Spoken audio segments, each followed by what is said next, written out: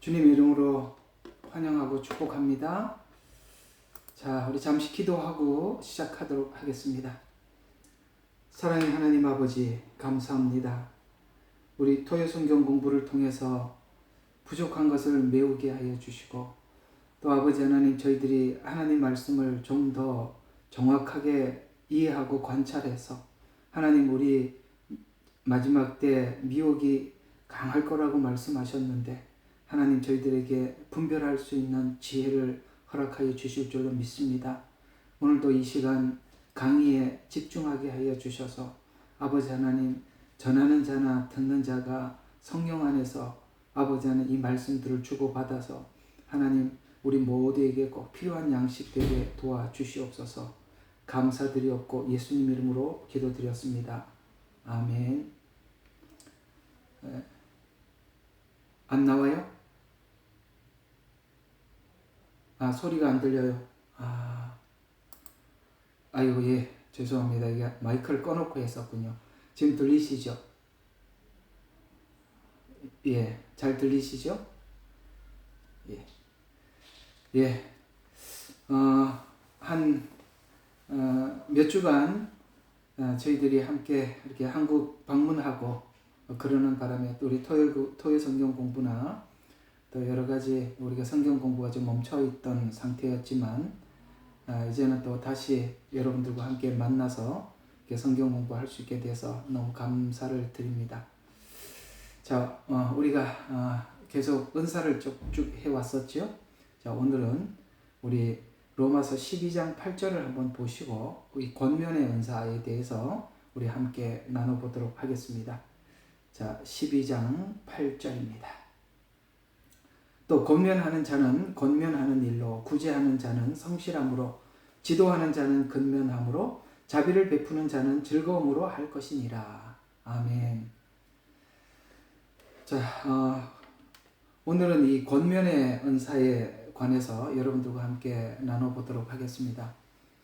우리가 은사라고 우리가 보통 일반적으로 이해하고 있는 것은 사람들마다 이 은사는 그냥 하나님께서 특별히 어떤 은사를 주셨던 분들, 그런 분들에게만 이렇게 공부를 하고 좀 해당하는 것이 아닌가 이런 생각들을 하시겠지만, 하나님께서 특별하게 어떤 우리가 하나님 복음을 전파하고 양떼들을 돌보고 성도들과 교제하고 또 신앙을 이렇게 성숙해 하기 위해서 하나님께서 많은 사람들이 일반적으로 가지고 있는 것 중에서 좀 특별하게 하나님이 주신 부분들이 있어요.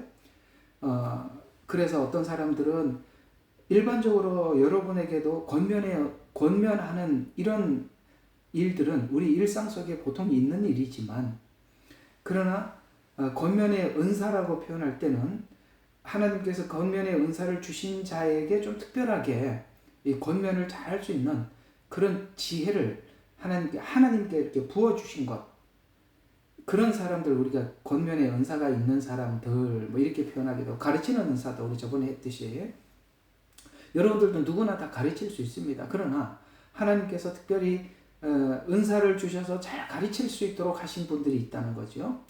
이런 차원에서 보면 일반적으로 모든 사람이 가르칠 수도 있고 권면할 수도 있습니다. 그런 차원에서 보면 이게 권면의 은사를 여러분들과 함께 공부하고 나눌 때 나는 권면의 은사가 없으니까 굳이 공부할 필요가 있겠나 이런 생각을 하지 말라는 거죠. 왜냐하면 권면의 은사가 있어서 권면을 잘하는 사람들도 있지만 우리는 일반적으로 누구나 다 권면을 합니다.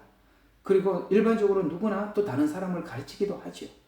그러니까 이런 차원에서 보면 나는 굳이 이런 은사가 없기 때문에 배울 필요가 없다라는 말은 이게 성립되지 않는 것입니다. 왜냐하면 우리 모두 다 그런 일을 하고 있기 때문에 그렇습니다. 그래서 이런 공부를 함으로써 여러분들이 교회 일을 조금 더 성숙하게 하고, 좀 더 여러분들이 좀 뭐라고 얘기해야 되나요? 좀 그 표현이 좀 이렇게밖에 안 되는데, 좀 너무 이렇게 아마추어가 되지 마시고 좀 하나님 나라에 좀 이렇게 일꾼이 되셔서, 좀 프로 같은 일꾼이 되셔서 좀 더 명확하고 정확하게 하나님의 일을 하기 위해서는 오늘 이런 이야기들이 특별히 누구 은사를 가진 사람만이 배워야 하는 것이 아니라 우리 모두가 이걸 배움으로써 이게 권면할 때 내가 누구에게 권면을 했더니 내 권면을 잘 안 듣더라. 누구는 또 누구에게 권면을 했더니 권면을 참 잘 듣더라. 그거는 은사의 문제가 아니라 우리가 아직 남을 권면하는 그런 수준이나 자질이 부족해서 그렇다는 것이죠. 그런 의미에서 보면 오늘 이 권면의 은사를 쭉 배우다 보면 여러분에게도 내가 이런 부분들이 채워져야 하는구나. 또 이런 부분들을 보충해야 하는 거구나. 내가 또 권면을 했는데 권면을 하고 난데 괜히 권면을 해서 권면을 안 하는 게 나을 뻔했다. 이제 그건 다음 주에죠. 오용. 이게 왜 그렇게 권면을 해도 잘못 이렇게 오용을 할 수 있는지는 그 다음 주에 할 거니까요. 그때 자세히 다루기로 하고 이 권면의 은사는 좀 할 분량이 많아서 페이지 수를 대략 보니까 제가 이게 A4용지로 한 15페이지? 한 15페이지, 16페이지 정도 준비한 것 같아서 아마 이 2시간에 다 할 수 있으려나 라는 생각도 듭니다만 그만큼 기독교인들은 가르치는 일도 많고 권면하는 일도 많은데 그러기 위해서는 오늘 이 내용들을 여러분들이 좀 잘 들으시면 여러분이 일상 교회 생활하는데 굉장히 큰 도움이 되시리라 생각을 하고 귀담아 잘 들어주시기를 부탁을 드리겠습니다. 자, 오늘 이 권면의 은사는 이제 오늘 바울을 중심으로 여러분들과 함께 나누겠다고 말씀을 드렸었죠. 이 바울은 각 교회를 다니면서 선교하면서 세웠습니다. 그리고 이게 자꾸 이제 세운 교회다 보니까 이제 소식을 듣게 되죠. 그래서 지난날 세웠던 교회의 문제점들을 듣게 되고 그래서 그 들은 이야기를 기도하면서 정리해서 권면하기 위해서 보낸 서신들이 오늘 우리가 쓰고 있는 신약 성경의 대부분은 바울이 그 당시에 그 교회마다 있었던 문제들을 해결하기 위해서 보낸 서신이 대부분입니다. 로마서는 조금 성격이 다르다고 저번 주 주일날 여러분들에게 말씀을 드렸죠. 이거는 어떤 문제를 해결하기 위해서가 아니라 단순히 구원이 어떻게 시작되었고 어떻게 우리에게 찾아오게 됐는지 그 구원에 관한 교리를 기록한 것이 로마서다라고 말씀을 드렸고 나머지 대부분 책들은 서신들은 신약 서신들은 교회 문제를 다루는 그런 내용으로 되어 있다고 여러분에게 말씀드린 바가 있습니다. 그러다 보니까 사실은 이 신약 교회에 있었던 이런 문제들은 그 당시 그때 그 교회에만 있었던 것이 아니라 이 긴 2000년 역사 속에 신약 교회가 세워지고 난 이후에 긴 역사 속에 동일한 문제들이 똑같이 교회 안에서 일어나더라는 것이죠. 그것이 예를 들어서 고린도 교회의 문제가 크고 작든 교회 안에는 동일하게 일어나더라. 갈라디아 교회의 문제가 크고 작든지 일어나더라. 이런 차원에서 하나님께서 바울을 통해서 성경을 기록하게 하시고 오늘 우리가 세운 교회 안에 똑같은 문제들을 다루어 해결책을 우리에게 제시해 줌으로써 우리가 사실 신약 성경에 나타나 있는 이런 성경 내용만으로도 우리에게 일어나고 있는 문제들의 대부분을 확인할 수 있고 해결할 방법도 여기서 제시해 주고 있다는 것이죠. 그런 의미에서 보면 바울이 이렇게 권면을 했던 이 권면들이 오늘 우리에게도 크게 작용을 하고 있을 뿐만 아니라 바울이 권면했던 이 권면들이 오늘 이 교회를 운영하고 있는 우리들에게도 큰 도움이 되더라라는 차원에서 이 권면의 이 성경이 대부분이 바울이 권면을 했던 그런 내용이구나라는 것을 우리가 이해할 수가 있죠. 또 성경에 보면 지금 우리가 함께 은사를 계속 공부하고 있는 중에 은사는 이런 말이 있죠. 은사는 여러 가지라고 말씀을 하고 있습니다. 그래서 여러 가지나 성령은 같고 이런 말이 계속 반복되고 있거든요. 분명히 성령 이게 은사는 여러 가지가 맞습니다. 그러나 분명한 것은 성령은 같다라는 말을 함으로써 우리에게 이런 의미를 전달해 주고 있는데요. 이런 것이죠. 예를 들어서 우리가 지금 현재 우리 현대 교회에 아나니아와 삽비라 같은 사람이 교회에 있다고 가정을 합시다. 이해가 가시죠? 초대교회에도 아나니아 삽비라가 등장을 했습니다. 그때 이 아나니아 삽비라 문제를 해결했던 장본인은 여러분 아시다시피 베드로였습니다. 우리는 베드로를 이미 예언의 은사를 중심으로 해서 베드로를 배웠죠. 그러면 이런 게 있어요. 하나님께서 우리 일상 속에 교회나 우리 개인에게 일어나는 수많은 문제들을 해결하는 방법이 어떨 때는 아주 급하고 아주 명확하고 아주 빠른 속도로 이렇게 해결해야 될 문제가 있는가 하면 또 어떤 문제들은 시간을 두고 차근차근 상대방을 이해시키고 설득해서 해야 할 문제들도 있다는 것이죠. 그러면 아나니아 삽비라 문제는 그 당시에 사람들이 은혜를 받아서 자기 소유를 팔아서 사도들 발 앞에다가 두었고 그 다음에 사도들은 가난한 사람들에게 막 나눠주기 시작했습니다. 그때 성경은 기록되어 있지 않지만 많은 사람들이 그런 어떤 의무감을 가지게 되었을 것입니다. 어떤 의무감이겠어요? 나도 뭔가를 해야 하지 않겠나. 근데 그 앞에 있었던 사람들이 모두가 자발적으로 했던 거거든요. 이 행위들을 매우 자발적으로 했었었는데 어떤 의무적인 마음이 들어오는 사람들이 있었을 것이고 또 보통 보면은 자원하는 마음이 아니라 의무적으로 한 사람들은 그런 일을 하고 나면은 거기에 대해서 보상을 받고 칭찬을 받으려고 하는 이런 경향이 있어요. 만약에 아나니아 삽비라 사건을 베드로에게 하나님께서 가르쳐 주셨고 그걸 급하게 해결하지 않았더라면 이 예루살렘 교회가 건강한 모습으로 자원해서 행했던 이런 구제사역이 이제 사람들이 자기를 알아주게 하기 위한 구제사역으로 제2의 아나니아 삽비라, 제3의 아나니아 삽비라가 줄을 서 있다는 거죠. 만약에 그때 그렇게 급하게 해결하지 않았더라면 이 예루살렘 교회는 그 건강한 건강성을 순식간에 잃어버리고 전혀 다른 교회로 탈바꿈할 가능성이 있어서 하나님께서 많은 사람들 보는 앞에서 아나니아 삽비라 사건을 해결함으로써 이 예루살렘 교회가 더 이상 부패로부터 방지하고 깨끗함을 유지할 수가 있었습니다.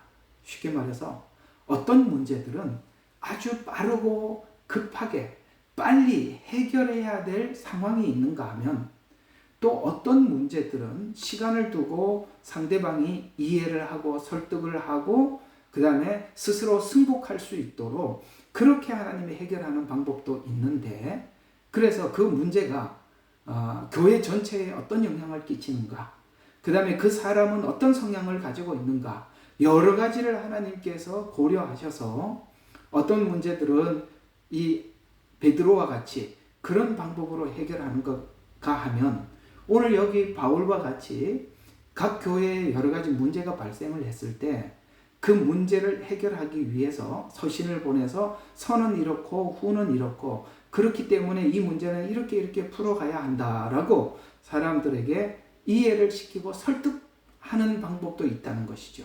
그러면 성령은 같고 그 다음에 예언의 은사 무슨 은사가 있다고 말씀을 했다면 그 성령님께서 어떤 문제를 해결할 때 베드로와 같이 이렇게 해결해야 될 일이라면 그 베드로를 통해서 해결하실 것이고 아니면 베드로를 통해서가 아니라 바울과 같이 권면을 해서 시간을 두고 해결해야 될 문제라면 하나님께서 하나하나 권면을 해서 그 문제를 해결할 것이다 라는 뜻에서 성령은 같다라는 이야기입니다. 이제 다시 한번 정리를 하면 어떤 문제를 해결할 때 하나님께서는 그 사람의 성향, 그 다음에 그 문제의 경중 이런 것들 다 고려해서 어떨 때는 예언의 은사로, 어떤 때는 권면하는, 어떤 때는 가르쳐서 이렇게 하는 것이, 이렇게 선택하는 것은 하나님의 뜻에 따라서 하는 방법이라 이런 얘기예요. 그래서 우리가 오해하지 말아야 되는 것은 어떤 사람은 예언의 은사를 가지고 있으면 모든 것을 자기가 가지고 있는 예언으로 풀지 않으면 다 틀렸다라고 생각하는 게 교만이라 이 말이에요. 이해가 가세요? 목소리가 자꾸 높여진다고 사람들이 뭐라 해서 절제를 하고 있습니다만, 이게 이런 문제들이 서로 간에 굉장히 많이 서로가 너무 모르고 있는 거예요. 자기 방법이 다 옳은 게 아니라 이 말이에요. 자기 방법이 다 옳은 게 아니라는 거예요. 자기 방식대로 하지 않으면 다 틀린 것도 아니라는 거예요. 그건 성령님께서 선택하는 방법이에요. 어떻게 해결할 것인지는 성령님께서 하시는 거예요. 그러나 잘 들어요. 보편적으로는, 일반적으로는 하나님께서 문제를 어떻게 해결하시느냐, 설교자를 통해서 설교를 하게 하고 성경 공부를 통해서, 오늘 제가 여러분들에게 이렇게 말씀을 증거하는 것처럼 이렇게 말씀을 여러분들에게 차근차근 정리해서 설명해 줌으로써 여러분들이 공감을 하고 스스로가 그 자리로부터 실험해서 탈출해 나올 수 있도록, 기본적으로 일반적으로 쓰는 방법은 오늘 여기 바울이 서신을 써서 권면을 하듯이, 아니면 성경을 가르쳐서든지, 이렇게 이런 방법을 쓰는 것이 하나님이 쓰시는 보편적이고 일반적인 방법이지, 모든 것을 예언이나 이런 방식으로는 해결하지 않는다라는 것입니다. 이게 이제 정리가 되셨어요? 또 하나, 누구나 다 가르치는 일도 할 수 있고 권면하는 일도 할 수 있는데, 그러기 때문에 우리가 권면을 해야 할 일들이 많잖아요. 그러기 위해서는 우리가 어떤 자질을 갖춰야 하는가는 오늘 하나님께서 이 성경을 통해서 권면의 은사를 활용했던 바울을 통해서 우리에게 주고자 하는 말씀들이 많으니까 여러분들이 함께 들으시면 크게 여러분에게도 큰 도움이 된다라는 뜻에서 잘 들어주시면 좋겠습니다. 자, 그러면 바울을 중심으로 해서 우리 권면의 은사를 가졌던 바울은 어떤 성향을 가진 사람이기에 하나님께서 이 바울에게는 이 은사를 특별히 부어주셔서 이 일을 하게 되었는가. 자, 첫 번째로 바울은 사람들이 그리스도 안에서 영적으로 성장을 하도록 늘 그런 마음의 소원이 있었어요. 그러니까 바울은 늘 마음속에 사람들이 영적으로 성장해야 된다, 이게 성장에 대해서 굉장한 부담을 가지고 있었어요. 그래서 그 방법을 하나님께서 이 권면하는 은사를 그에게 줌으로 인해서 그 서신을 보내서 격려하고, 그래서 성장의 용기와 동기를 계속 유발시켜서 그들로 하여금 그렇구나, 내가 성장해야 되겠구나, 이것이 문제구나, 이 문제를 이렇게 넘어가야 되겠구나 라고 자꾸 이렇게 잘 설명을 해줌으로써 그들이 스스로가 하나님 앞에 더 나가야 되겠구나 라고 결심하도록 그렇게 도왔다는 것입니다. 서신서들이 보면 대부분 그래요. 첫 번째, 첫 인사로부터 시작해서 그 다음에 그 교회 안에 있었던 여러 가지 형편과 문제점들이 들었던 것을 이야기를 해주고, 그 다음에 이 문제를 어떻게 해결해야 되는지 쭉 설명을 하다가 끝에 가서 너희에게 이 문제가 해결되어서 하나님 앞에 평안하기를 바란다 라고 이렇게 인사말로 마치거든요. 그것이 자세히 읽어보면 얼마나 그 안에 바울의 진심이 담겨 있고 그 다음에 전심을 다해서 권면을 했는지를 우리가 이 바울의 서신을 보면 이해할 수가 있습니다. 그래서 이 바울은 각 사람이 예수 그리스도 안에서 정말 세워지기를 바라는 이 간절함이 이 바울 마음속에 있었어요. 그래서 바울이 권면들을 자세히 보면 훈계하는 것이나 혹 명령하는 것이 아님을 알 수 있어요. 어떤 부분은 우리가 꼭 명령같이 보이지만 사실 그 훈계 속에서도 사랑과 애정이 담겨 있어요. 그러니까 사랑과 애정으로 훈계를 해요. 사랑과 애정으로 그들에게 꼭 이렇게 해달라고 때로는 명령하기도 해요. 그것은 단순한 명령들이 아니라 그 안에 사랑과 애정을 담아서 그리스도 안에서 하라고 그렇게 권면하는 권면들을 볼 수가 있어요. 이런 바울의 권면들은 사람들의 마음속에 하나님 앞에 더 나갈 수 있도록 동기를 부여해주는 방식을 사용해서 억지로 그를 바울이 이렇게 일으켜 세우는 것이 아니라 스스로 하나님 앞에 나가도록 그렇게 설명을 해가고 있다는 것입니다. 사실 이 방법은 긴 시간이 필요하고 또 전하는 사람이 인내가 필요합니다. 당장 열매를 보지 못하니까요. 그러나 우리가 그렇게 하나님 앞에 설명을 듣고 스스로 돌이켜야 된다는 동기를 자기가 가지고 돌이킬 때 그가 하나님 앞에 온전하게 서게 되는 것이지 그때 명령조나 혹은 꼭 그렇게 해야만 한다라는 설명 없이 사람들에게 그렇게 요구를 하고 나면 나중에 반드시 부작용이 나타나죠. 그런 부작용을 없애기 위해서 바울은 매우 이런 부분들에 대해서 설명을 간절하게 애절하게 사람들에게 했음을 이해할 수가 있습니다. 그래서 그걸 이해하기 위해서 이 바울은 그리스도 안에서 온전하게 세우기 위해서 부름을 받았다고 자기 자신의 그 부름에 대해서 그렇게 확신했어요. 하나님께서는 나를 부르셨는데 성도들을 그리스도 안에서 온전하게 세우기 위해서 나를 부르셨다라고 그렇게 자기 자신은 자기의 부름을 이야기를 하고 있어요. 우리 골로새서로 한번 가보면 그 말을 바울은 이렇게 하고 있음을 우리가 볼 수가 있습니다. 골로새서 1장 한번 보시죠. 28절에서 29절 한번 보십시다. 펴셨어요? 다 성경을 함께 보면서 합시다. 골로새서 1장 28절에서 29절 우리가 그를 전파하고 각 사람을 훈계하여 모든 지혜로 각 사람을 가르침은 각 사람을 그리스도 예수 안에서 온전하게 제시하시려는 것이다. 이를 위하여 나도 내 속에서 능력으로 역사하시는 그분의 역사를 따라 수고하며 애쓰노라. 여러분, 바울은 자기 자신을 하나님께서 부르신 이유를 명확하게 이렇게 이해를 하고 있습니다. 하나님께서 사람들을 그리스도 안에서 온전하게 세우기 위해서 나를 부르셨다.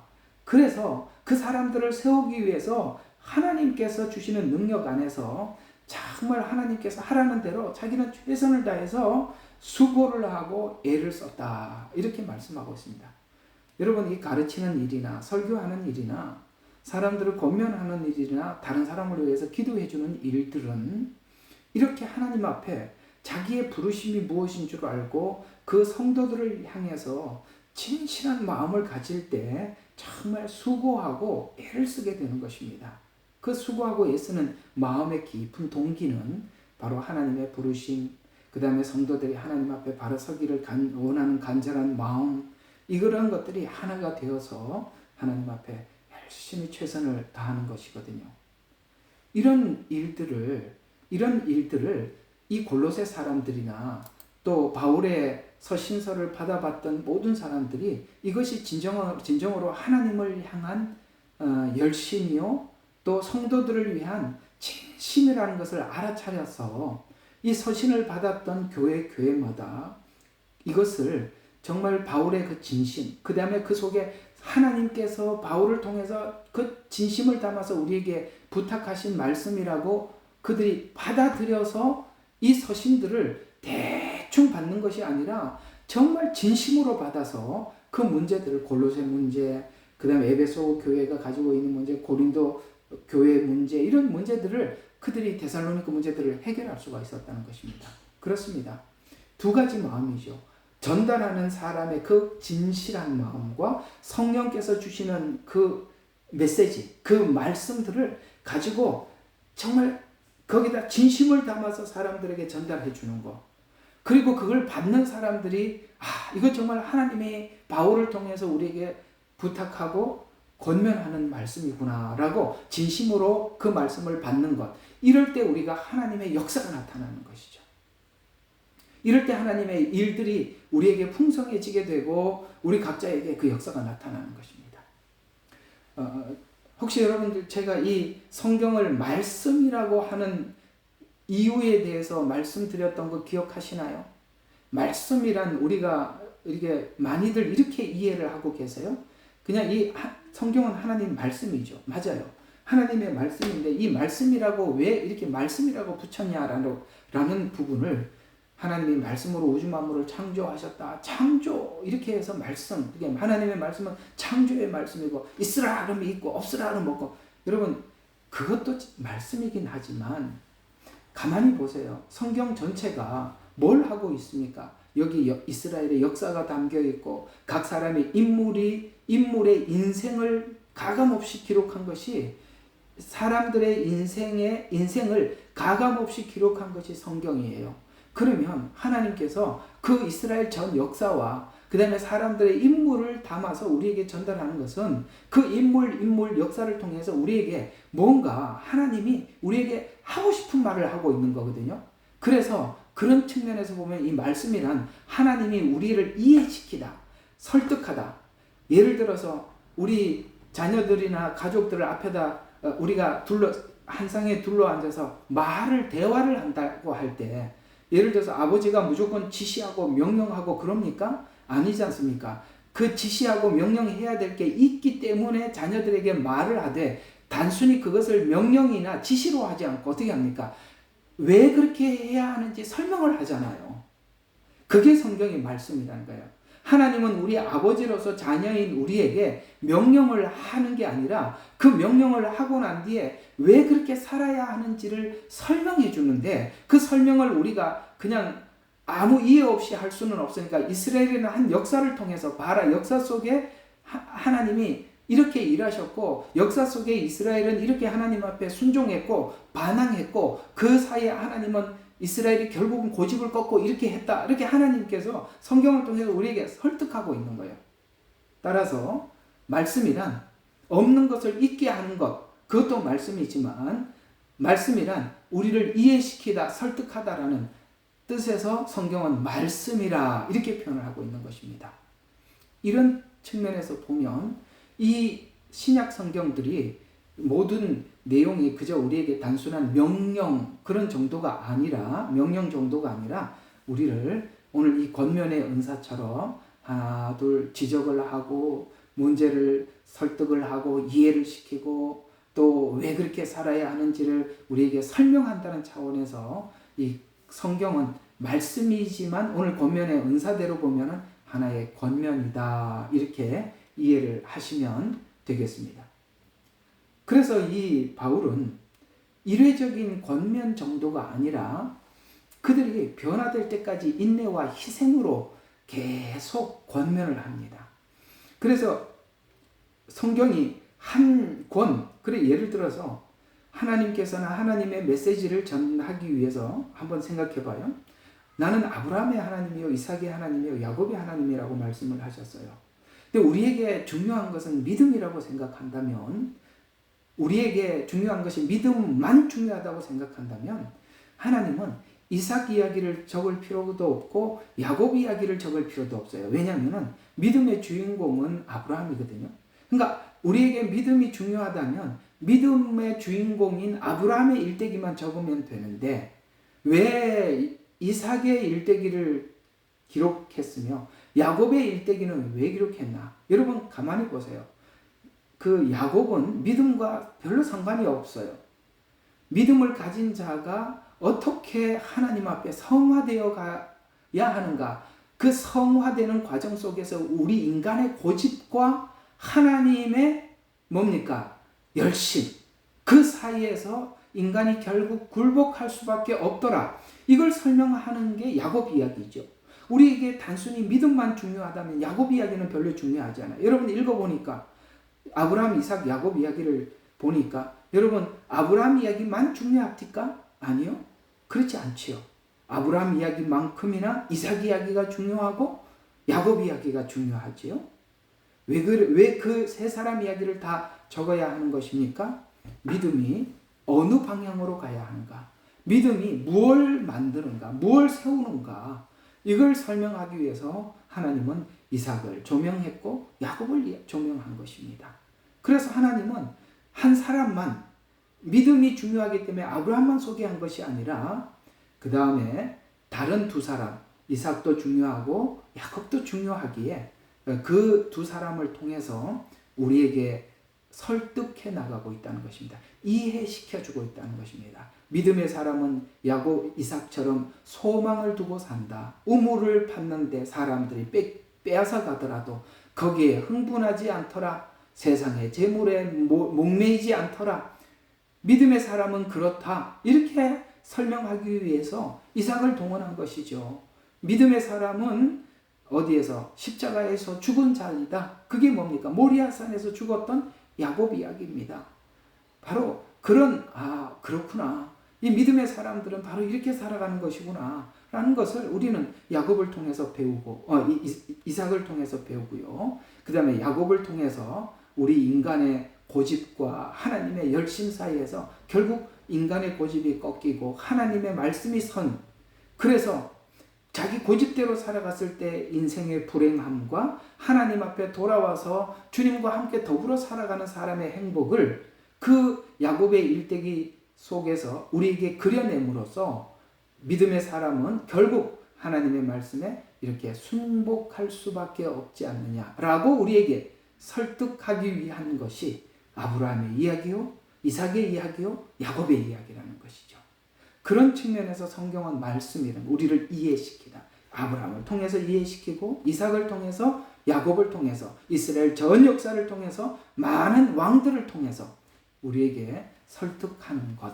이것이 바로 말씀이라고 하고 또 권면도 역시 말씀도 하나의 권면이죠. 그래서 말씀을 통해서 우리에게 권면해 주시더라라고 우리가 이해하면 되겠습니다. 그래서 이 바울은 이 권면을 하기 위해서 이런 사람들에게 권면하는 자들의 인내와 희생의 모습이 권면하는 자의 사랑으로 권면을 듣는 자가 그 동기를 들으면서 부여받게 되더라는 거죠. 그렇구나. 이 하나님의 말씀을 우리에게 권면하기 위해서 바울에게는 엄청난 희생을 치르게 되죠. 그걸 보면서 그 희생을 치르면서도 권면을 해주는, 희생을 치르면서도 기다려주는 그것을 바라보면서 사람들은 그 권면에 대한 동기가 마음속에 부여받게 되고 스스로가 그 권면을 받아들여서 하나님의 뜻을 쫓아가도록 그렇게 안내해 가지요. 그래서 바울은 사람들이 영적으로 성장을 하게 하기 위한 진정성, 자기 마음속에 있는 이 진정성을 사람들에게 전달하며 권면을 받는 자들이 그리스도를 닮아가는데 강한 동기를 그들에게 부여하고 있음을 볼 수 있습니다. 그래서 이 사랑과 열정은 단순한 인간의 열심을 넘어서서 성령으로부터 오는 권위와 헌신을 가지고 그들에게 찾아가서 권면했음을 알 수 있습니다. 두 가지, 인간의 진정성, 그 다음에 하나님께서 성령 안에서 오는 성령께서 주시는 메시지, 성령께서 주시는 메시지를 그 진정성 있게 전달함으로써 그 받는 자가 하나님의 그 감동을, 하나님의 은혜의 감동을 느낌으로써 우리가 하나님 앞에 변화에 대한 동기를 부여받게 되고 실제 그 변화를 위해서 노력을 하게 되죠. 바로 이런 부분들. 그래서 우리가 누군가로부터 이렇게 많이 권면을 했는데 그 듣는 상대가 그 권면에 대해서 눈에 보이는 그런 변화가 없는 것은 어쩌면 두 가지 중에 한 가지가 문제가 될 수 있습니다. 하나는 하나님께서 주시는 방식대로 하나님이 주시는 것으로 권면하지 않았던지, 두 번째는 내가 그 일을 권면하는 권면 안에 진정성이 결여됐던지, 그걸 받는 사람이 알죠. 이거 하나님으로부터 하나님께서 준 권면이구나. 혹은 하나님께서 주시는 권면이구나. 혹은 이거는 저 사람이 그 마음속에 나를 사랑하고 정말 영혼을 위한 진정성이 결여됐구나. 그 듣는 사람이 알게 되어 있다는 것이죠. 이 두 가지가 가미될 때, 잘 가미될 때 듣는 사람에게 엄청난 변화의 동기를 부여해 줄 수가 있는 것입니다. 자, 두 번째로 바울은 어떤 성향을 가지고 있었기에 하나님께서 이렇게 권면하는 일을 맡겼고 성실히 감당했는가? 자, 바울은 그 권면을 듣는 그 개인이 어떻게 해야만이 영적으로 성장할 수 있는지 분별했습니다. 저 사람은 이렇게 해야 하나님 앞에 영적으로 분별할 수 있다라고 그 상대방을 정확하게 파악하는 능력이 있었어요. 그리고 그것을 정직하게 말해 주었습니다. 여러분, 그 진정성이라는 것이 다 상대를 위해서 다 감추는 것이 전부가 아니라 그 상대를 위해서 해야 될 말은, 필연적으로 해야 될 말은 해주는 게 그게 진정성이거든요. 그래서 오늘 이 고린도 교회를 바라본 바울은 이 고린도 교회의 영적 상태가 자신들은 성숙했다라고 생각을 하고 있는데, 사도 바울이 봤을 때는 이 고린도 교회는 처음보다 영적으로 어린아이였다는 것을 보게 되었어요. 그래서 그걸 분별하게 되었어요. 그런 안목이 있었어요. 그래서 고린도전서 3장 1절에 보면 이 고린도 교인들을 향해서 너희들은 아직도 영적으로 어린아이다 라고 그렇게 그 상태를, 현재 상태를 지적을 하죠. 이와 같이 권면의 은사를 가지고 사람들을 권면을 하려면 그 사람들의 영적으로 지금 어디까지 와 있는지 그것을 파악하고 분별할 수 있는 능력이 필요해요. 그래서 권면을 하더라도 상대방이 지금 어느 지점에 와 있는 줄 알고 권면해 들어가야 되는데, 그 상대방이 어느 지점에 와 있는지 모르고 들어가면 그 권면이 상당히 겉돌게 되겠죠. 그런 것처럼 오늘 이 고린도 교인들은 실상은 본인들이 굉장히 성숙한 사람이라고 생각을 하고 있었어요. 그러나 하나님이 보실 때는 어린아이였습니다. 이걸 그 사이를 참 말해주기가 얼마나 어려워요. 우리 교인들 중에서도 그런 분들 많이 있잖아요. 자기는 굉장히 성숙해 있다라고 생각을 하는데 누군가 영적으로 정확하게 가늠을 해보면 너무나도 영적으로 어린아이예요. 그런데 그 자기는 성숙해 있다고 생각하는 사람에게 어린아이라고 말을 하고 들어가기가 얼마나 힘든 이야기예요. 그 얘기를 듣는 순간 발끈할 거 아니에요? 우리 그런 경험들이 참 많아요. 정말 누가 봐도 아직도 어린아이 같은 수준인데 본인은 성숙했다고 생각을 하고 있고, 그래서 어떻게 접근을 해야 되나 고민이 될 때가 참 많이 있어요. 그러나 바울은 분명하게 그 상태를 정직하게 말해 주었어요. 그래서 고린도전서 3장 1절에 고린도 전서를 기록하는 앞쪽에 너희들은 아직 어린아이다 라고 분명히 진단을 하고 그 다음에 해결책을 제시해 나갔던 것을 우리는 고린도전서를 통해서 확인할 수가 있는 것입니다. 이는 영적인 리더로서 매우 중요한 자질입니다. 이렇게 분석할 줄 아는 지식은. 그래서 성도들은 자신의 현재 상태를 올바르게 인식해야 그때부터 성장에 도움을 줄 수 있기 때문에 그렇습니다. 고린도 교인들은 자신들이 영적으로 성숙한 사람인 줄 알았지만 어린아이라고 지적을 하고 어떤 부분에서 어린아이인지 변화의 필요를 인식하게 만들어 주었습니다. 분별하는 지혜와 그 다음에 또 진정성이 있는 마음과 태도는 권면의 은사에 있어서 매우 중요한 요소로 작용을 합니다. 하나님 주신 지혜와 사람을 대하는 진정성 있는 권면이 듣는 사람들에게 자신의 부족함을 스스로 인정하게 해주고 또 겸손히 그 권면을 받아들이게도 만들어주고, 그때 이제 그 권면을 듣는 사람이 드디어 이 권면에 의해서 성숙해 나갈 수 있도록 시작해 나갈 수 있기 때문에 그렇습니다. 그런 차원에서 보면 참 우리의 권면이 너무나도 얄팍하고 자기중심적이었다는 것을 많이 느끼게 되죠. 왜 사람들은 내가 진심을 다해서 권면을 했는데 듣지 않았을까? 두 가지가 결여됐다고 그랬습니다. 그것이 하나님이 주시는 능력 안에서 권면을 안 했거나 아니면 내 마음속에 그를 향한 영혼을 향한 진실한 진정성이 없거나, 그러나 이 두 가지가 가미될 때 그 권면은 힘을 얻게 된다라는 것 기억하시면서 그런 부분들을 스스로가 해결하기 위해서는 우리가 상대방을 보고 단순한 판단이 아닌 진정성이 있는 사랑으로 평가한 평가로 해결 방법을 구해서 상대를 권면하는 능력은 진정으로 영혼을 사랑하는 깊이에서 나오는 거예요. 그 영혼을 사랑하는 깊이는 각자가 하나님과의 깊은 친밀감에서 나온다는 사실을 기억하시기 바랍니다.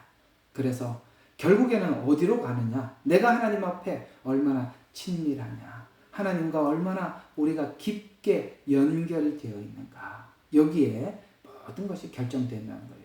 그래서 우리가 뭘 한다는 기술이 중요한 게 아니라 내가 하나님과 어떤 관계를 가지고 있는가가 훨씬 더 중요한 요소로 성경은 말씀하고 있다는 것 기억하시기 바랍니다. 세 번째로, 자, 바울은 사람들을 권면할 때 구체적인 행동의 단계를 알려줄 수 있는 좀 지식이 있었어요. 이런 게 있습니다. 여러분, 우리 신앙이 여러 번 곤두박질을 쳐보고 곤두박질을 쳐본 상태에서 여러분들이 하나님의 말씀을 붙잡고 간절하게 일어나 본 경험이 있는 사람들은 우리가 어떤 상태가 되었을 때 우리 신앙이 곤두박질을 치며 그 곤두박질을 쳤던 그 자리에서 어떻게 해야만이 일어날 수 있는지를 우리는 체험을 통해서 터득한 것들이 있어요. 여러분, 나중에 이제 그 뒤편에 나오겠습니다만 바울이 이렇게 깊고 깊은 서신을 우리에게 전달을 하고, 여러분 성경을 읽어보면 이 단어 하나조차도 우리가 버릴 게 없을 만큼 그 한 단어 속에도 깊고 깊은 의미를 가지고 있고 그 단어들의 배열도 보면 너무나도 신비롭습니다. 이것은 두 가지가 함께 겹쳐져 있는 거거든요. 바울이 하나님 앞에 진심으로 살았던 그 진정성과 하나님께서 그 진정성을 가지고 하나님 앞에 구하였던 그 실험했던 그 수많은 시간들 사이에서 그가 그로 인해서 얻어진 뭐라고 할까요? 그 깊고 깊은, 바울만이 가지고 있는 깊고 깊은 어떤 신앙의 깊이가 있어요. 그런 것이 오늘 이런 서신을 쓰도록 만들어낸 거죠. 여러분 아시다시피 바울은 3차 전도 여행을 통해서 그런 수많은 여러 가지 악조건의 상황을 만나게 됩니다. 그것이 자연으로부터 오는 재해든 사람으로부터 오는 공격이든 그 다음에 영적으로 받았던 고통이든 나름 받았던 어떤 유혹이든 굉장히 많은 어려움들이 있었어요. 그런 것들을 극복하면서 얻었던 축적된 바울만이 알고 있는 어떤 은혜들이 있다는 것이죠. 그런 은혜들이 그 교회의 문제의 이야기를 들었을 때 그것을 그들에게 해결책을 제시해 줄 수 있었고 그 제시해 줄 때 그 교회가 가지고 있는 어떤 특성들을 하나님의 능력 안에서 하나님이 주신 지혜로 이 글을 써서 그 교회의 문제를 해결해 나가더라는 것이죠. 그래서 결국은 우리가 누군가에게 권면을 했는데 우리의 말을, 여러분들의 말을 잘 듣지 않고 거부하느냐, 아직도 그런 부분에 대해서 우리가 훈련이 덜 됐거나 우리가 잘 다져져 있지 않기 때문에 그렇습니다. 우리는 원래, 그리고 꼭 우리가 권면하지 말아야 될 상태가 있어요. 이 말은 좀 원래 여기 제가 기록한 것은 아니지만 언뜻 생각이 나서 지나가는 말로 여러분들이 이 상태일 때는 누구도 권면하지 마시라. 제가 권면을 해드리는 것은 뭐냐면 여러분과 대립관계에 있다던가 혹 좋지 않은 감정 속에 있다던가 아니면 어떤 시기하고 질투하는 관계 속에 있다면 어떤 것도 권면하지 마십시오. 거기에는 하나님이 주시는 선한 권면은 하지 못합니다. 감정이 섞여 있기 때문에. 그런 권면은 제3자가 하는 게 낫습니다. 그리고 둘 다 완전히 치료가 된 이후에 서로가 권면을 하면 그 권면은 권면으로 남지만 아무리 좋은 권면이라도 감정이 이입되어 있으면은 그 권면은 하나님이 주신 권면으로 듣는 것이 아니라 아무리 좋은 권면이라도 듣는 사람이 악한 말로 듣기 때문에 그것은 또 다른 시기, 또 다른 질투, 또 다른 경쟁을 불러올 뿐입니다. 그래서 감정이 섞여 있는 어떤 그런 관계 있는 그런 상태라면 여러분 이런 권면들은 자제하는 게 훨씬 낫습니다. 꼭 기억해 주시기를 바랍니다. 우리는 그런데 이상하게 그런 사람들인데 권면하려고 팔 걷어붙이고 가지요. 그래서 관계가 어그러지는 것입니다. 자, 이해하셨죠? 예. 그래서 권면이 추상적이지 않고 매우 구체적인 권면이죠. 이 바울의 권면들은. 그래서 구체적인 변화를 이끌어내도록 돕습니다. 그것이 아까 말씀드린 것처럼 바울이 지난날 하나님을 예수님을 떠나서 예수님을 핍박하는 자리에 있었었고 그리고 또 전심을 다해서 이 복음을 전하기 위해서 헌신하면서 겪었던 많은 체험들이 그렇게 하나님 앞에 그걸 이제 체험들이 매우 구체적으로 그 단계를 빠져나오게 되었고 그 빠져나왔던 과거들을 회상하면서 이렇게 구체적으로 우리에게 방법을 제시할 수 있었던 것입니다. 그래서 고린도후서 13장 5절에 보면 바울이 이제 각 교회에 보내는 그 권면에 대해서 이렇게 말씀을 하고 있습니다. 고린도후서 13장 5절에 보면 바울은 너희는 믿음 안에 있는가 너희 자신을 시험하고 너희 자신을 확정하라 라고 말씀하고 있습니다. 그리스도인들이 자신의 믿음을 구체적으로 점검해야 한다. 그리스도인들아 너희 믿음을 그냥 추상적으로 하지 말고 나는 뭐 이 정도면 잘하고 있어. 이 정도면 뭐 교회에서 시키는 거 다 잘하고 있는데 예배 빠지지 않고 있는데 해야 될 의무 사항을 다 준행하고 있는데 그 정도면 됐어. 이렇게 하지 말고 매우 구체적으로 자기 자신에 대해서 시험을 하라는 거예요. 자기 자신에 대해서. 그리고 올바른 신앙을 유지하기 위해서 자기 점검과 훈련이 필요함을 명백하게 알아야 된다. 여러분 점검하지 않는 성도는 자기를 점검해보지 않으면 언젠가는 낭패를 당하게 됩니다. 언젠가는 그 문제가 터지게 되어 있어요. 언젠가는 점검해보지 않았던 부분들은 삐뚤어져 있다는 것을 보게 됩니다. 그래서 그 삐뚤어진 부분들이 여러분들이 확인한 바가 있다면 여러분들은 그 부분을 교정하기 위해서 매우 노력하는 훈련이 필요한 것입니다. 우리가 그렇게 자기 자신을 구체적으로 점검하기 위해서는 이렇게 훈련을 해라. 이렇게 점검을 하고 이렇게 훈련을 해라. 자, 로마서 12장에 보면은 이렇게 우리에게 그 방법을 제시해 주고 있는데요. 자, 로마서 12장을 한번 보십시다. 로마서 12장에 이렇게 우리에게 아주 구체적인 방법을 제시해 주고 있어요. 자, 어디 있어요? 자, 9절부터 한번 쭉 보시면 사랑에는 거짓이 없나니 악을 증오하고 선에 연합해라. 형제애로 서로 다정하게 사랑해라. 사랑을 하더라도 나는 사랑합니다 라고 하지만 거기에 구체적인 방법을 제시하지요. 다정하게 사랑해라. 다정다감하게. 그러면 사랑은 상대방이 느낌이 있어야지. 나만 내 방식대로 사랑한다고 상대방이 나는 왜 사랑했는데 넌 못 알아주냐. 다정다감하지 않아서 그래요. 자기 방식으로 사랑하니까 그런 것입니다. 그래서 사랑도 다정다감해라. 그 다음에 존경해라. 그런데 먼저 존경해줘라. 이렇게 먼저 다정다감 이런 것들이 구체적인 방법을 제시해 주시는 거예요. 하나님, 저는 상대방을 존경합니다. 그러면 하나님이 뭐라고 대답해 주셔? 먼저 존경해라. 그가 너를 존경하면 니도 존경하는 게 아니라 먼저 존경해줘라. 일에는 게으르지 마라. 영 안에서는 열심을 내어서 주를 섬겨라. 소망 가운데 즐거워해라. 환난 중에는 참아라. 꾸준히 기도에 전력해라. 성도들의 필요를 나눠줘라. 이렇게 해서 이런 이야기들이 그냥 나온 게 아니라 그는 깊고 깊은 하나님과 관계 속에서 하나님이 주시는 말씀이기도 하지만 본인이 그런 삶을 겪음으로써 매우 구체적으로 사람들에게 제시해 줄 수 있더라는 것이죠. 역시 설교를 해보니까 이 말이 굉장히 가까이 와닿는 것은 젊었을 때는 경험 없이 이렇게 하면 된다고 성경에 나와 있는데 왜 못하냐고 소리 지르게 되더라고요. 왜? 이게 성경대로 되면 된다라는 그냥 믿음은 있어요. 그런데 경험이 없으니까 그냥 그렇게 된다고 성경이 말을 했으니까 그대로 해보라고 소리만 지르지.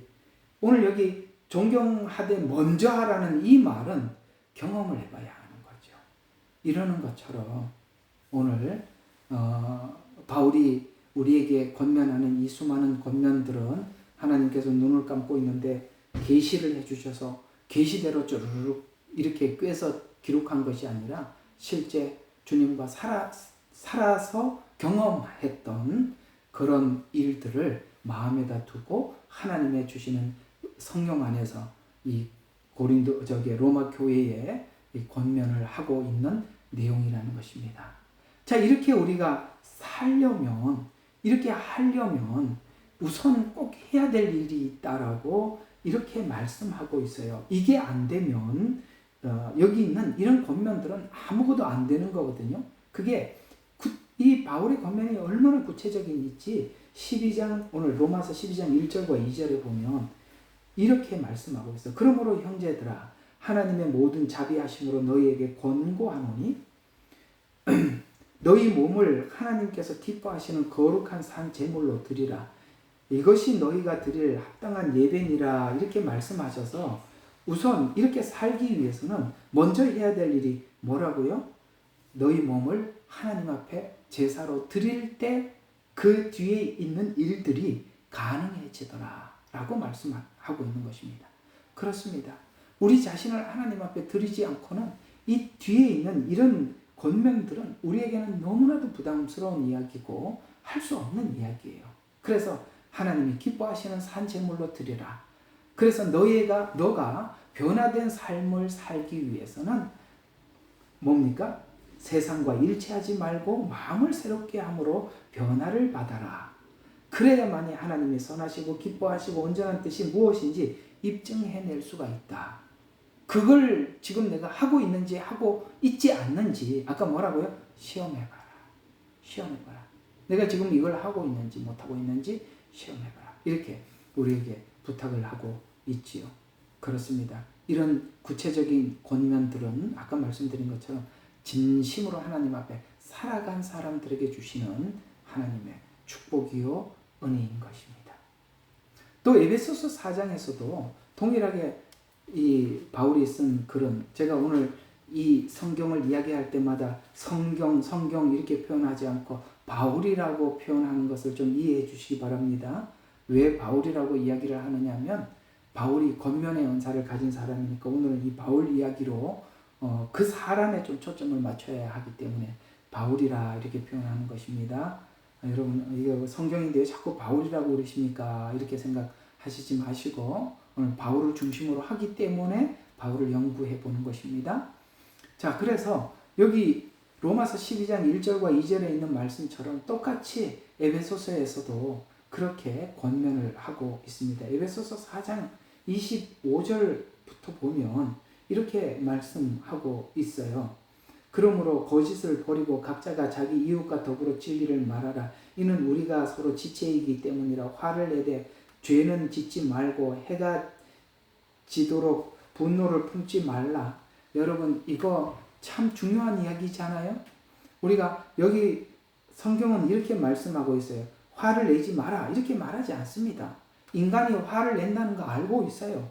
그래서 화를 내되 화나는 걸 성경은 인정하고 있어요. 그런데 그 뒤에 말이 중요하죠. 화를 내되 어디 갔어요?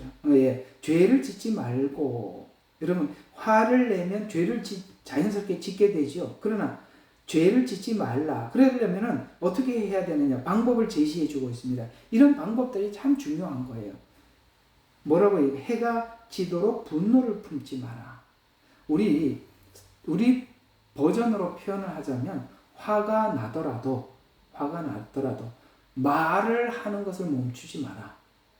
저녁이 되면 누가 먼저 존경하기를 먼저 하라고 그랬으니까 두 사람 중에 부부가 누가 먼저 찾아가서 뭐를 하라고요? 화해를 제시해라. 이게 죄를 짓지 않는 것이고 사단이 틈타지 못하게 만드는 방법이다. 하여튼 이게 너무 중요해요. 부부가 평생을 살면서 최소한 이것만 실천을 해도 이혼까지는 가지 않을 거예요. 이런 걸 안 하니까. 안 하잖아요. 벌써 아주 익숙해져 가지고 서로 싸우면 그 다음부터 말하지 않기, 이게 이제 딱 들어가죠. 그게 하루가 되고 3일이 되고 일주일이 되고 그러면 오해가 쌓이는 것입니다. 성경은 분명히 우리가 화내는 것에 대해서 인정을 해줍니다. 화를 내도 좋다. 왜냐하면 인간이 감정의 동물이라는 것을 너무 잘 아니까. 그러나 해가 지도록 분노는 품지 마라. 그래야 마귀에게 틈을 주지 않는 것이다. 얼마나 구체적입니까? 그 다음에 도둑질하는 자는 더 이상 도둑질하지 못하게 하고 오히려 일하게 하라. 도둑질을 하고 사는 사람들은 맨날 왜 도둑질에 익숙해지느냐면 도둑질을 한 번만 잘하면 생기는 게 많아요. 영화에서 보셨죠? 도둑질하러 가는 거. 그렇게 도둑질에 익숙해지면 남의 것 쉽게 하면 사람이 일을 못하게 돼요. 거기에. 그래서 이런 게 한탕주의가 되면 사람을 버려놓는 거거든요. 그래서 못하게 하고 오히려 일하게 하라. 이게 해결책이네. 매우 구체적이죠. 그 다음에 그가 손수 선한 일을 하게 해야 궁핍한 자를 구제할 수 있게 해라. 너희 입에서 어떤 더러운 말도 나오지 아니하게 하고 오직 서로 세우는데 좋은 것을 말하고. 매우 구체적이죠. 왜 더러운 말을 어떻게 해결할 수 있어요? 세우는 말을 해줘야지 라고 하면 더러운 말이 없어지는데 남을 세워줘야지라고 생각하지 않기 때문에 이 입이 지금도 더러운 거예요. 계속 더러운 말만 하는 거예요. 굉장히 구체적이죠? 그러면서 듣는 사람에게 은혜를 끼치게 하라. 이렇게 말을 하기 위해서 우리가 노력을 하면 우리 언어가 얼마나 바뀌어지겠어요. 그래서 참 계속 나오지? 좀 우리 32절까지 봐요. 하나님의 거룩한 영을 슬퍼하게 하지 마라. 너희가 그로 인해 구속의 날까지 인치심을 받았느니라.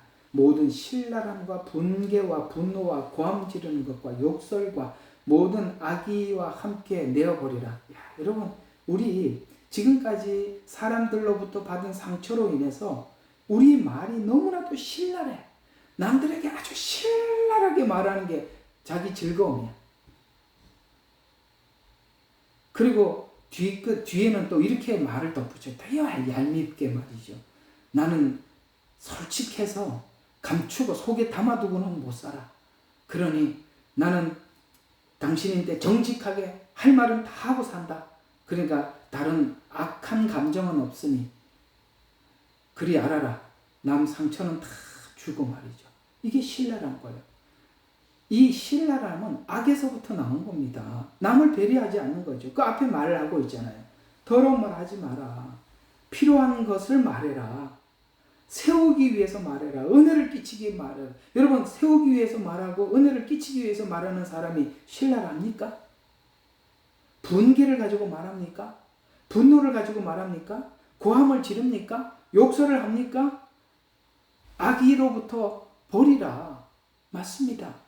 우리의 입이 더러운 이유는 상대방의 입장, 상대의 영혼을 아무것도 생각하지 않기 때문에 입이 더러운 거예요. 어떻습니까? 지금 보니까 이런 말들이 그냥 나온 게 아니라 권면의 은사를 주제로 보니까 굉장히 구체적으로 우리에게 방법을 제시해 주고 있었다는 거 아시겠죠? 이걸 뭐 하라고 그랬어요? 훈련하라고 그랬습니다. 그러면서 32절 그러니까 너희는 서로 친절해라. 다정다감해라. 이게 정의, 오곡하고 이런 걸 느끼게 해주라는 거예요. 그다음에 서로 용서하되 그리스도께를 위하여 너희를 용서한 것 같이 해라. 모든 것이 뭐라고요? 이게 어디서부터 다 해결이 되냐면 그리스도께서 우리를 용서하신 용서의 크기를 우리가 아는 만큼 이 모든 일들이 가능해진대요. 여러분들이 성경에 그런 말씀이 있죠. 비유가 어떤 사람이 1만 달란트를 빚졌어요. 여러분 1만 달란트 평생 벌어도 갚을 수 없는 거예요. 근데 지나가다가 300데나리온. 300데나리온이 뭐예요? 300일 동안 일한 품삯이에요. 그걸 빚진 자를 만나서 두들겨 패고, 그 소문이 누구에게 들렸어요? 용서해줬던 주인에게 들렸잖아요. 무슨 뜻이에요? 여러분, 우리가 하나님 앞에 용서받은 것은 해결할 수 없는, 이게 환산할 수 없는 가치로 용서를 받은 거예요. 그럼 이 용서를 안다면, 이 용서가 하나님 앞에 내가 용서받은 걸로 끝나는 것입니까? 이 용서는 용서를 낳는 거 아니겠어요? 그래서 우리가 하나님 앞에 받은 용서를 또 다른 사람들의 용서로 이어가는 것이 구원받고 용서받은 자들의 당연히 흐를 수밖에 없는 은혜인데, 우리가 그렇게 큰 용서를 받고도 아직도 여전히 분개하고 있고, 아직도 신랄하고 아직도 고함을 지르고 있던, 이게 다 용서하지 못한 데서 나오는 언어들 아닙니까? 그거 왜 이런 언어를 사용하고 있다는 것을 오늘 아까 지나갔죠. 뭐라고 그랬습니까? 이런 것들을 시험해봐라. 네가 아직도 해결 안 되어 있는 것이 많이 있다. 네가 신랄하다면, 아직도 분개한다면, 아직도 여전히 질투 가운데 사람들을 대하고 있다면 이 문제가 해결되지 않은 것 아니냐라고 우리에게 권면하고 있지 않습니까? 그래서 이런 문제들이 언제 다 해결된다고요? 그리스도 안에서 우리가 하나님 앞에 우리를 산제사로 드릴 때, 산제사는 뭡니까? 살아있는데 죽어인 거예요. 이 산제사는 바울 언어로 표현하자면 나는 날마다 죽노라, 이 말이에요. 살아있지만 죽노라. 누가 죽을 수 있어요? 용서의 크기를 아는 만큼 죽는 것입니다. 그래서 우리는 이런 부분들이 먼저 여러분 자신 안에서 해결되고 새로워지고, 그럴 때 우리는 다른 사람들을 권면을 할 때 그 애정이 묻어 있고 진정성이 묻어 있고 은혜가 묻어서 듣는 사람이 아는 겁니다. 그렇지 않은 상태에서 하는 권면이다 보니 서로 기싸움을 하고 신랄하게 지적을 하고 아무 열매도 없는 것입니다. 어때요?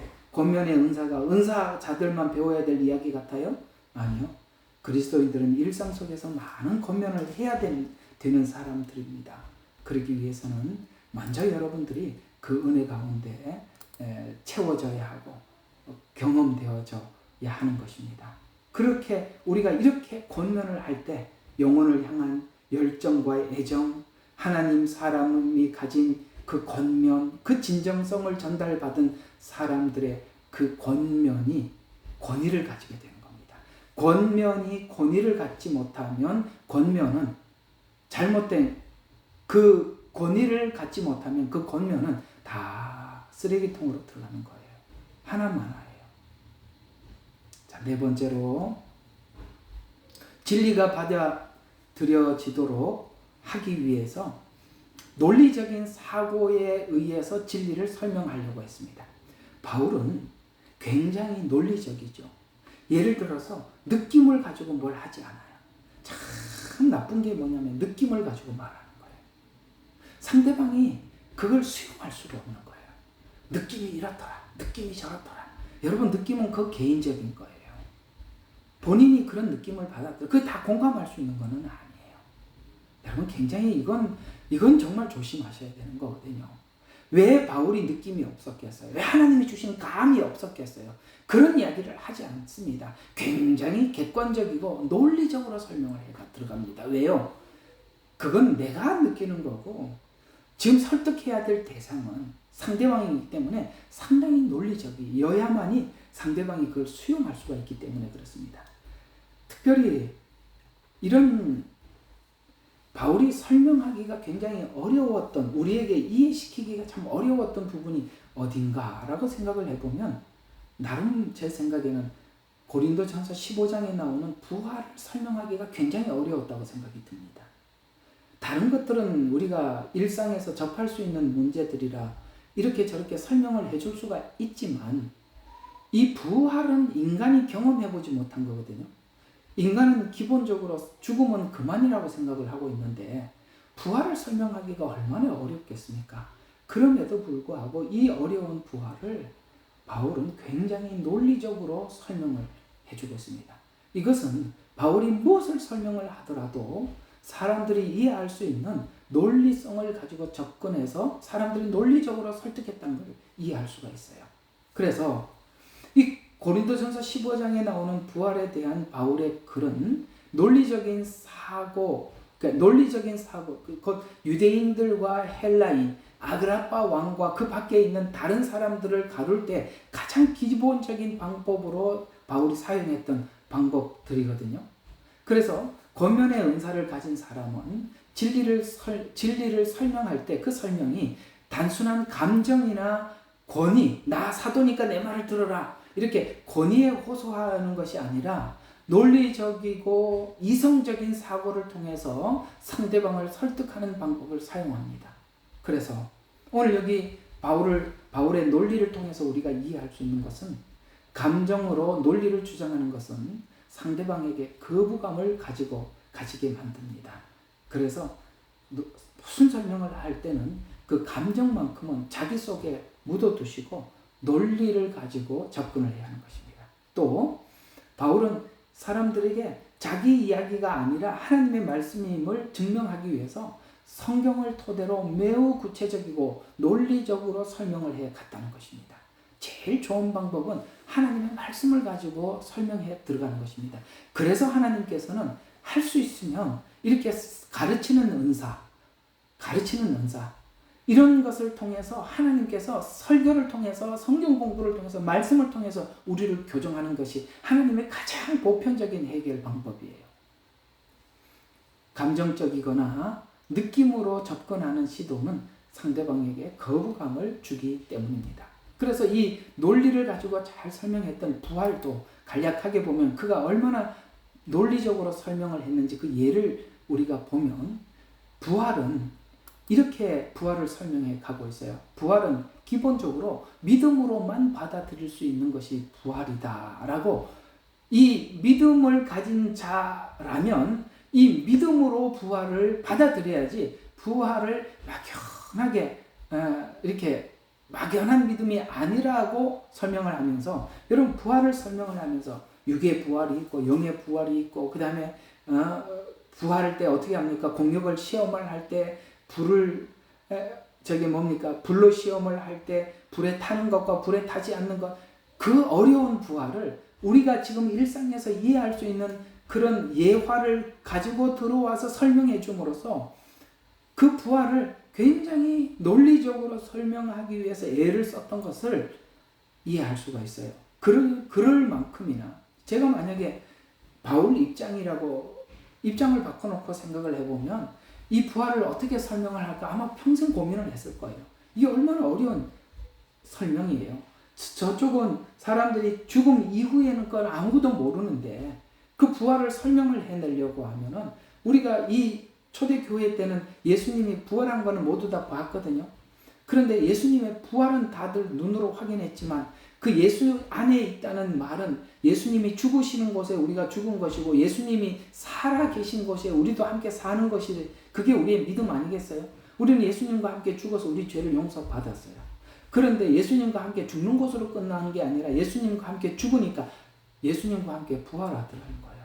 그러면 그 부활 이후에 예수님은 어디가 계세요? 하나님 우편 보좌에 가 계시죠. 우리는 예수 안에 있기 때문에 하나님의 우편 보좌에 계시는 예수님을 따라서 하나님 보좌에 함께 올라갈 겁니다. 하나님 나라에 함께 살 것입니다.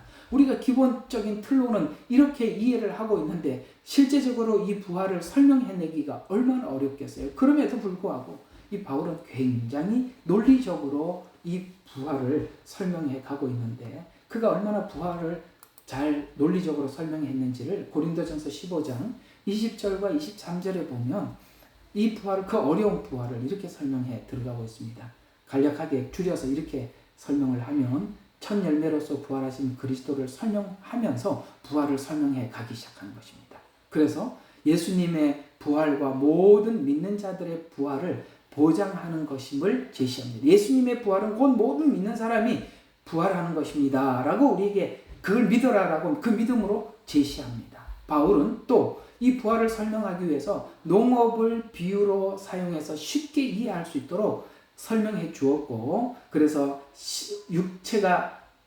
육체가 씨앗과 같이 육체가 심겨지면은, 씨앗이 심겨지면 열매가 나는 것처럼 우리 육체가 죽는다는 것은 부활과 같이 마치 그 씨를 심는 것처럼 육체가 그 심어지는 것과 같고, 심어진 씨앗이 열매를 맺듯이 우리는 부활하는, 이렇게 자연 어떤 법칙, 농업의 비유를 통해서 부활을 설명해 가는 걸 보면, 이 바울의 지혜이기도 하지만 하나님께서 주시는 지혜로 이 부활을 참 우리가 이해하기 쉽게 그 어려운 부활을 설명해 가더라. 참 논리적이라. 이런 것을 우리가 알 수가 있어요. 그래서 부활의 개념이 단순히 죽음 후에 무엇인가 일어난다는 그냥 막연한 믿음이 아니라 명확한 역사적 사건, 곧 예수님의 십자가 죽음과 부활을 통해서 연관된 진리임을 논리적으로 설명합니다. 그래서 매우 복잡해 보이는 논리를 쉽게 상대에게 전달하는, 그래서 권면의 은사를 가진 사람들을 보면 남들은 어떤 설명을 하는데 그렇게 어려워서 설명을 할 수가 없는데, 그 사람한테 들어보면 그냥 한 번에 이해가 돼요. 참 신기하죠. 저는 하나님께서 이렇게 가르치는 은사도 주셨어요. 그 가르치는 은사를 가지고 있다 보니까 누가 뭘 물어보면 어떻게 설명해야 될지, 다른 사람들은 되게 어려워도 저는 그게 굉장히 간단하고 쉬워요. 그 듣는 사람들은 듣고 그냥 바로 이해가 돼요. 그게 왜 그러냐면은 하나님이 주시는 은사이기 때문에 그렇기도 하고, 또 그렇게 살아봤던 과거도 있기 때문에, 하여튼 이런 게 다 어우러져 있는 겁니다. 하나님께서 아무것도 모르는 사람에게 그런 은사를 주시는 게 아니라 그렇게 살아본 사람에게 그걸 덧붙여서 사람들에게 가르치도록 주시는 거예요. 그래서 우리가 살아본 경험과 하나님이 주신 은혜가 다른 것이 아니라 그 살아본 경험과 하나님이 주신 은혜가 같은 거예요. 이해가 가시죠? 예를 들어서 이런 것 있죠. 바울은 특별히 율법 안에 굳게 갇혀서 율법을 준수했던 사람입니다. 근데 그 율법 안에서 벗어났기 때문에 율법이 우리에게 무엇을 하였고 은혜와 율법의 관계를 가장 잘 설명할 수 있었습니다. 왜? 그는 율법에서 정말 열심히 했던 사람이었거든요. 그러니까 그걸 설명해낼 수가 있었던 겁니다. 그러니까 우리가 체험하는 것과 하나님 주신 은사가 별개가 아니라 연관이 굉장히 깊다는 거예요. 또 하나, 모세는 40년을 왕궁에서 훈련을 받아요. 리더십을 배우는 거예요. 우리 지금 현대판으로 표현하자면 리더십을 배웠어요. 그리고 광야에서 40년 생활을 하고 이스라엘 백성들을 광야에 데리고 가서 자기가 살았던 광야를 돌게 합니다. 무슨 뜻입니까? 경험을 했다는 것이죠.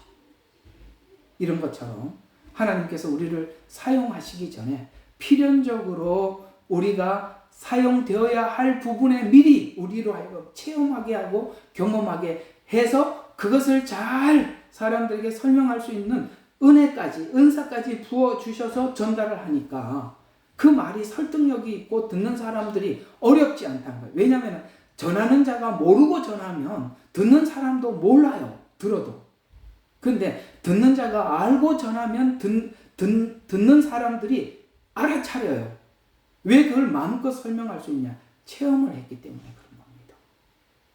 그래서 체험과 은사는 굉장히 밀접한 관계를 가지고 있다. 지난날에도 여러분들에게 이 부분을 말씀을 드린 것 같습니다.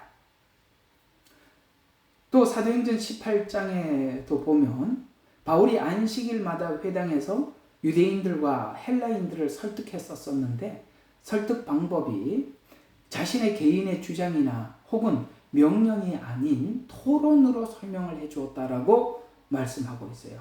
그래서 안식일 회당에 가서 그냥 막 하나님 앞에 어느 때는 바울이 그냥 하나님 앞에 선포를 하고 그렇게 할 때도 있었어요. 그러나 선포하지 않고 설득이라는 방법을 회당에서 사람들이 물으면 대답하고 이런 토론으로 설명해 주었다라고 말씀하고 있습니다. 그럴 만큼 누가 무슨 질문을 하더라도 설명해 줄 만큼 바울은 지식을 가지고 있었고 그들을 권면할 능력을 갖추었다. 이런 의미가 되는 것입니다. 또 사도행전 26장에 보면 바울이 아그라파 왕 앞에 서지요. 이 아그라파 왕이 지금 바울이 복음을 설명해 가고 있어요. 지난날 있었던 사건과 복음과 연관을 지켜서 쭉 설명을 했더니 아그라빠 왕이 보세요. 그 중간중간에 질문을 해야 되는데 한마디 질문을 안 하고 바울이 설명한 설명을 다 듣고 질문을 하는 게 아니라 이런 말을 해요. 네가 적은 말을 권해서 나를 그리스도인이 되게 하는구나, 이렇게 얘기를 합니다. 무슨 이야기예요? 반박할 말이 없었던 거예요. 야, 네가 지금 들어보니까 나를 그리스도인이 되게 위해서 전도하려고 그러는데 네가 적은 말로 나로 하여금 그리스도인이 되게 하려 하느냐, 이렇게 말할 것밖에 없을 만큼 바울이 했던 말에 반박할 게 없었다, 이런 뜻이 되는 것입니다. 어때요? 참 우리가 이 바울 서신을 보고 바울의 말들을 우리가 쭉 살펴보면 그의 말이 얼마나 설득력 있고 논리적이고 반박할 것이 없고 완전한지 아시겠죠? 이 하나님이 주시는 말로 권면을 하면 이렇게 흠잡을 것 없이 완전한 것입니다. 그래서 이와 같은 권면은 이런 수준에 와 있을 때 가능한데, 논리적인 설명, 사고는 먼저 본인이 확신을 가지고 이해할 때 상대가 누구든지 아그라빠 왕이든지 아니면 안식일에 유대인들이 모여와서 질문을 하든지 헬라인들이 와서 질문을 하든지 어떤 상황에 누구를 만나더라도 대화할 수 있고 설명해 갈 수 있다는 것입니다. 이런 사고는 바로 자신이 하나님 앞에 성실하게 살았고 또 정직한 신앙을 가지고 하나님 앞에 살아왔고 그것을 체험하고 또 하나님이 주시는 말씀을 우리가 가감없이 그 영혼을 사랑하는 마음으로 진정성 있게 전달하려고 할 때 하나님께서는 그런 역사들을 우리에게 보여주시고 나타내 주신다는 것입니다. 그래서 바울은 자신이 믿는 믿음으로 확고하게 자라난 말씀, 자기가 삶으로 체험하고 획득한 확고한 믿음에 자리 잡은 말씀을 믿는 믿음을 근거로 해서 영혼을 향한 진실함, 자기 안에 있는 확고한 믿음이 분명할 때 권면해야 될 대상의 상대의 수준에 누구든지 거기에 맞추어서 전달해 줄 수 있었습니다. 만일 타인을 권면하더라도 우리가 이런 수준에 와 있지 않은 상태에서 하면 상대가 그 권면을 받아들이기가 참 매우 어렵습니다. 그래서 아까 여러분들에게 몇 번 지적하고 또 부탁하고 말씀드렸던 것처럼 상대와 감정적 대립이 있는 상태에서는 가급적 권면을 하지 마시라. 꼭 기억하시기 바랍니다. 그 권면은 하면 할수록 역효과가 오는 겁니다. 하나님이 내가 가서 권면하지 않고 내가 그 사람을 교정시키지 않으면 누가 하냐고 걱정하지 마세요. 하나님이 알아서 하십니다. 왜 당신이 다 하셔야 된다고 생각하십니까? 하나님은 하나님 방법으로 하나님이 하시는 거예요. 그건 하나님을 믿지 못해서 하는 거예요. 자기가 다 해야 속이 시원한 겁니까? 아닙니다. 하나님은 하나님의 방법대로 일하시는 분이십니다. 그걸 믿지 못하면 우리는 참 문제가 되는 것입니다. 두 번째, 꼭 오늘 두 번째 여러분들에게 남기고 싶은 이야기는 권면을 하기 위해서는 자기를 다스리는 능력을 가져야 돼요. 자기를 다스려야 돼요. 여러분, 자기가 자기를 다스리지 못하는데 권면이 좋은 말을 할 수 있겠습니까? 잘 못해요. 자기를 다스릴 때 하나님의 말씀이 나를 통해서 정확하게 통로로 나가는 거예요. 아시겠죠? 다스려야 돼요. 내 안에 뭔가가 섞여서 나가지 않도록 최선을 다해야 돼요. 이거는 권면도 그렇고 설교도 그렇고 다 똑같습니다. 기도도 그렇습니다. 그래서 우리 마음을 잘 다스릴 수 있어야 돼요. 그래서 설교자가 특별히 설교도 하나의 권면에 속하는 거거든요. 그 설교자가 상처가 있으면 늘 그 상처를 꺼내놔요. 그래서 성도들이 듣다 듣기 싫은 거예요.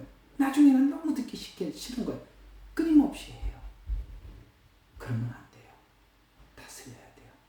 그래서 하나님의 말을 전한다는 것은 매우 우리 자신이 하나님 앞에 잘 갖추어져 있어야 한다는 것을 꼭 기억하시기를 부탁을 드립니다. 5번째 들어가야 되는데 지금 시간이 들어가면 안 될 것 같아요. 다음 주에 5번째 들어가기로 하고, 제가 보니까 아마 3번 정도 토요일날 1시간 반, 1시간 반, 1시간 반, 총 한 4시간 반 정도 이 권면의 은사 여러분들과 함께 나누어야 할 것 같습니다. 어때요? 들어보니까 이게 그 은사자들만 듣는 게 아니라 우리가 늘상 그리스도인들이 누군가를 가르쳐야 하는 상황도 오게 되고 권면하는 일도 있게 되는데, 이런 우리가 기량을 갖추지 않고 이렇게 권면을 하니까 그 권면에 빛이 나지 않는구나, 열매가 없구나. 그러니까 권면도 아무나 하는 게 아니구나. 훈련이 필요하고 하나님과의 관계가 필요하고 건강한 신앙을 유지해야 되는 거구나. 이제 아셨죠? 예, 그렇습니다. 우리는 말하는 나팔수기 때문에 그래요. 나팔이 고장이 나면 고장난 그 소리를 불 때마다 나오는 겁니다. 그러면 듣는 사람이 알지요. 저 사람은 늘 그 상처가 있어서 어떤 말씀을 증거하고 어떤 권면을 하더라도 그것만 염두해 주고 한다고. 듣는 사람들이 모르시겠습니까? 여러분에게도 여러분의 수준이 업그레이드 되는, 또 여러분들이 더 건강해지는 우리 토요일날 성경 공부가 되시기를 주의 이름으로 축원하면서 기도하고 오늘은 여기서 마치도록 하겠습니다. 하나님, 오늘은 우리가 권면의 은사를 바울을 통해서 살펴보고 있습니다. 그렇습니다. 우리에게는 누구나 권면이 필요하고 또 권면을 하기도 하고 권면을 듣기도 합니다만, 내가 왜 권면을 들었을 때 불편했을까? 내가 누군가에게 권면을 했을 때 왜 그다지 그 권면을 귀하게 여기지 않을까? 물론 상대에게도 문제가 있을 수가 있지만, 그러나 상대에게 문제가 있는 건 있다고 할지라도 내가 구비하고 준비해야 될 것은 준비하고 하나님 앞에 권면하게 해 주시옵소서. 권면은 모든 것이 논리적이고 객관적이어야만 상대가 수용할 수 있다는 것도 기억하게 해주셔서, 하나님 오늘도 이 말씀 듣는 우리 사랑하는 성도들이 하나님 권면에서도 건강해지고 믿음에서 더 두터워지는 은혜가 말씀을 듣는 내내 있게 하여 주시옵소서. 감사드렸고 예수님 이름으로 기도드립니다. 아멘. 감사합니다. 내일 또 주일 낮 예배, 저녁 예배 때 또 하나님께서 주신 말씀 함께 나누도록 하겠습니다. 참 큰 은혜가 있기를 기도하시기 바랍니다. 감사합니다.